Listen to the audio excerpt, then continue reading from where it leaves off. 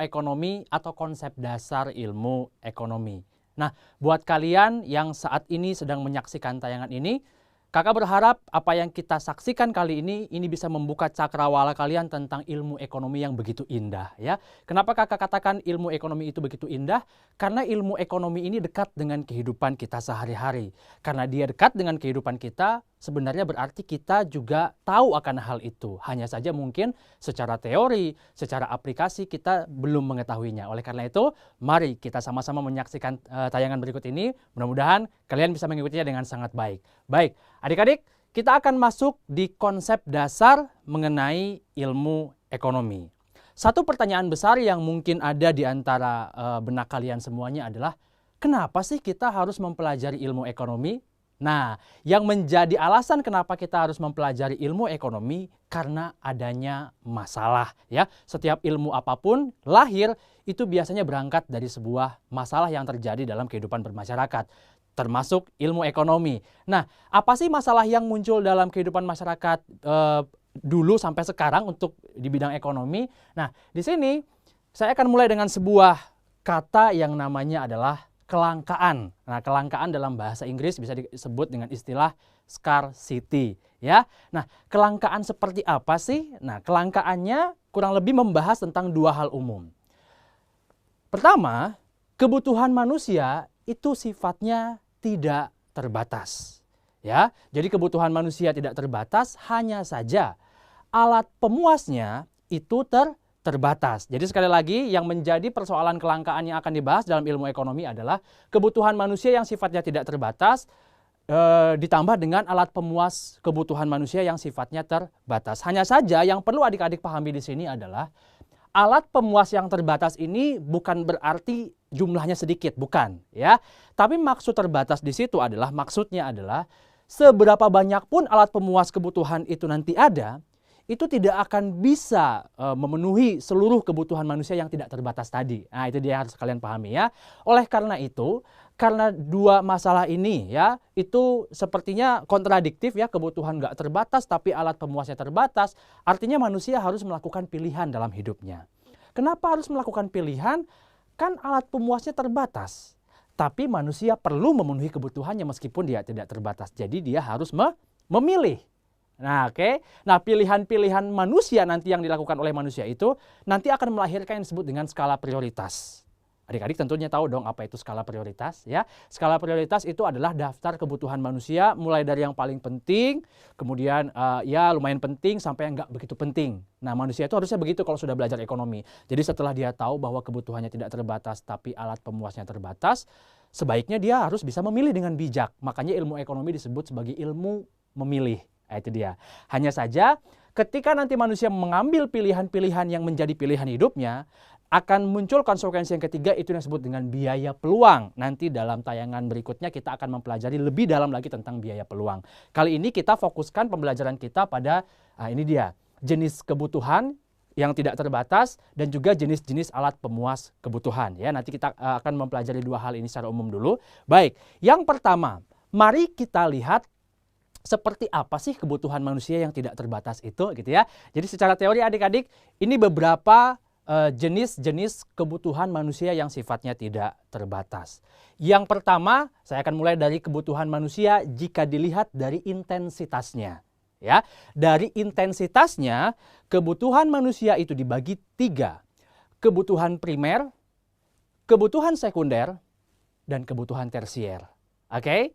Baik, apa itu kebutuhan primer? Baik, kebutuhan primer itu adalah kebutuhan yang harus atau wajib dipenuhi terlebih dahulu untuk memenuhi kebutuhan manusia. Biasanya saya suka membuat singkatan untuk kebutuhan primer ini. Singkatannya apa?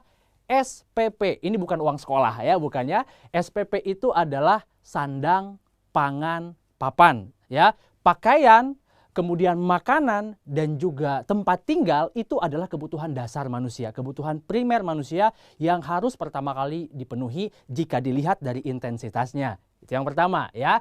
Baik. Yang kedua, ada yang namanya kebutuhan sekunder. Nah, apa sih kebutuhan sekunder itu? Oke, kebutuhan sekunder itu adalah kebutuhan yang dapat dipenuhi oleh manusia apabila kebutuhan primer itu sudah terpenuhi. Atau boleh juga dikatakan kebutuhan sekunder itu adalah kebutuhan yang bisa melengkapi kebutuhan manusia.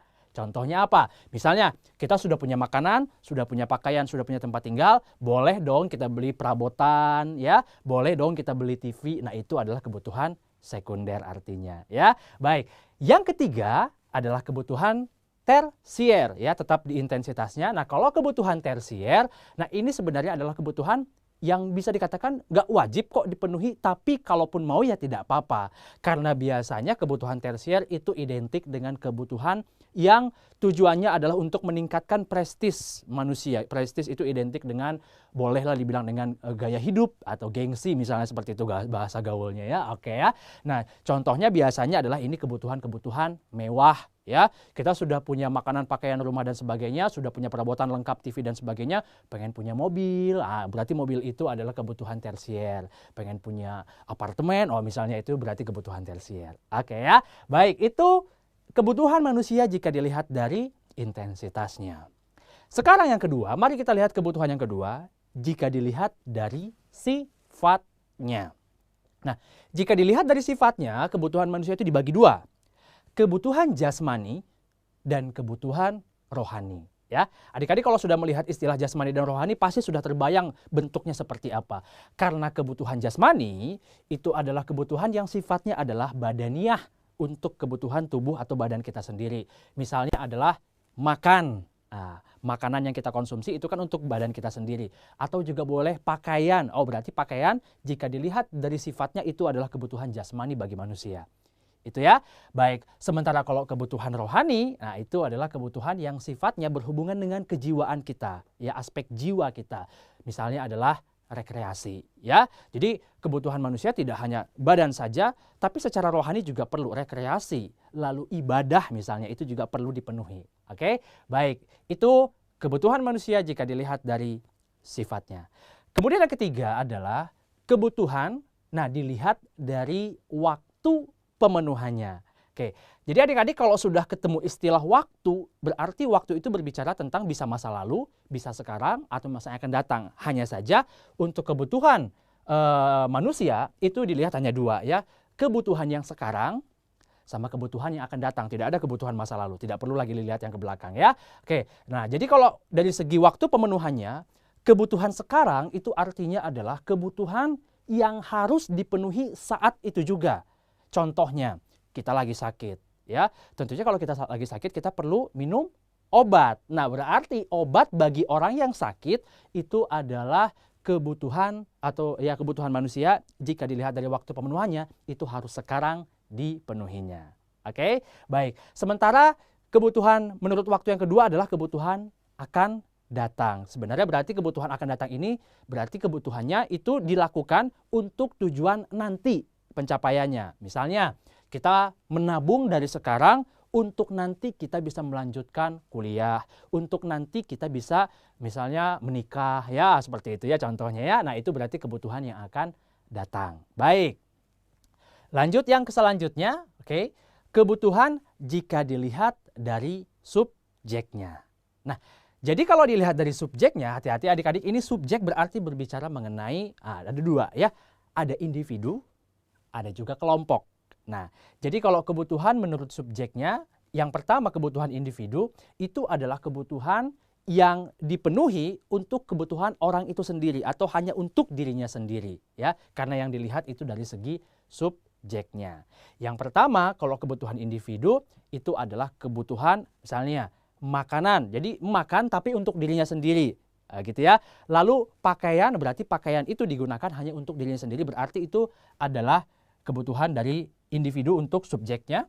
Kemudian yang kedua adalah kebutuhan kelompok. Nah, kalau kebutuhan kelompok ini adalah kebutuhan yang dapat digunakan secara bersama-sama, tidak bisa atau tidak perlu dilakukan oleh satu orang saja. Jadi bisa secara bersama-sama sekaligus. Contohnya, kita menggunakan jalan raya. Oke, jalan raya itu kan bisa digunakan bersama-sama.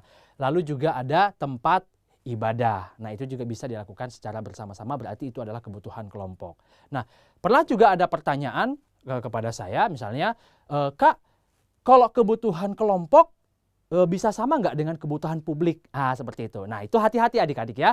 Karena kebutuhan kelompok dan kebutuhan publik itu berbeda. Karena kalau kita berbicara mengenai kebutuhan publik, sebenarnya kita berbicara bukan soal kebutuhannya, tapi barangnya. Hati-hati ya. Di soal SBMPTN, jika adik-adik mungkin ya pernah melihat soal-soal masuk ujian perguruan tinggi negeri, ya misalnya lagi iseng-iseng melihat, ketemu soal barang publik. Barang publik itu adalah barang-barang yang berkaitan dengan untuk kebutuhan publik. Mungkin kalian berpikir berarti boleh untuk kebutuhan kelompok. Boleh, tapi hati-hati ya. Kalau ini kelompok berarti ini maksudnya adalah kebutuhan dari segi subjeknya. Tapi kalau barang publik berarti dilihat dari bentuk barangnya. Itu dia. Ya, oke. Baik. Itu tadi kebutuhan dari subjek, ya individu dan juga kelompok. Kemudian yang terakhir adalah kebutuhan jika dilihat dari sumbernya atau dari sumber pemenuhannya juga boleh. Nah, jika dilihat dari sumbernya adik-adik, maka kebutuhan ini bisa yang disebut dengan kebutuhan sosial, lalu kebutuhan psikologis. Nah, pertanyaannya adalah apa sih yang dimaksud dengan kebutuhan dilihat dari sumbernya ini? Nah, di sini kita akan lihat yang sosial dulu ya. Jadi dari yang sosial adik-adik, ini adalah kebutuhan yang muncul sumbernya itu berasal dari luar, dari lingkungan luar dia. Contohnya adalah misalnya gini, misalnya seseorang pengen sekali membeli yang namanya adalah emas. Oke, ya. Dia pengen emas. Kenapa? Karena ngelihat tetangganya punya emas, pakaiannya bagus-bagus, dia pakai emasnya berkilau. Jadi pengen. Berarti itu adalah kebutuhan jika dilihat dari sumbernya. Berarti muncul dari lingkungan sosial dari luar. Ya, jadi dia membeli emas karena dia melihat tetangganya atau melihat lingkungan sosialnya menggunakan barang-barang tersebut. Oke. Sementara kalau kebutuhan psikologis, nah ini masih dilihat dari sumbernya. Nah, ini berarti sumbernya bukan berasal dari luar sosial atau berasal dari sosialnya, tapi berasal dari dirinya atau dari sisi psikologisnya sendiri. Contohnya, nah di sini kakak berikan contoh adalah misalnya adalah kasih sayang. Aduh, kalau sudah kasih sayang pasti banyak yang sudah melting ya. Oke. Karena kebutuhan kasih sayang, itu kan berarti munculnya dari diri dia sendiri ya. Kasih sayang berasal dari orang tua, kasih sayang yang berasal dari teman, kasih sayang yang berasal dari sahabat. Nah, itu adalah berarti kebutuhan manusia. Jika dilihat dari sumbernya berarti itu maksudnya adalah sisi psikologis yang muncul dari dirinya sendiri. Itu dia ya. Nah, jadi kesimpulannya adik-adik, kalau adik-adik sudah melihat tadi begitu beragamnya jenis-jenis kebutuhan manusia yang tidak terbatas tadi, gitu kan ya. Berarti jika seperti itu, mungkin adik-adik berpikir, wah ternyata apa yang saya butuhkan banyak juga ya. Nah, berarti sudah mulai kebayangkan, kalau banyak, berarti saya harus berpikir, gimana saya cara mendapatkannya? Ya, kebutuhan-kebutuhan yang banyak tadi, kita akan berpikir, gimana sih cara mendapatkan kebutuhan itu? Nah, makanya kita perlu mengenal, tadi ya, alat pemuas kebutuhan manusia. Karena untuk memenuhi kebutuhan manusia ini, kita perlu memenuhinya dengan yang namanya alat pemuas kebutuhan. Nah, bentuk alat pemuasnya itu apa? Secara umum ada dua bentuknya adik-adik ya. Bentuknya ada barang dan juga ada jasa. Ya, jadi sekali lagi bentuk alat pemuas kebutuhan yang terbatas tadi bentuknya ada dua. Ada barang, ada jasa. Kalau barang dia terlihat real, begitu ya, dapat berbentuk dengan jelas. Ya, sementara kalau jasa dia bentuknya abstrak ya, tidak terlihat, sepertinya juga tidak real tapi dapat dirasakan oleh manusia. Nah, makanya selanjutnya kita akan mempelajari tentang apa saja sih jenis-jenis alat pemuas kebutuhan manusia itu. Oke. Nah, nanti kita akan mempelajari tentang jenis-jenis alat pemuas kebutuhan ini nanti di tayangan atau video yang selanjutnya ya. Sebelum kita menyaksikan tayangan tentang alat pemuas kebutuhan, tentunya adik-adik jangan lupa untuk mengerjakan kuisnya dulu ya. Setelah mengerjakan kuis tentang materi tentang kebutuhan tadi, baru nanti kita akan lanjutkan materi kita. Oleh karena itu, jangan kemana-mana. Sampai ketemu lagi dengan saya di tayangan yang berikutnya.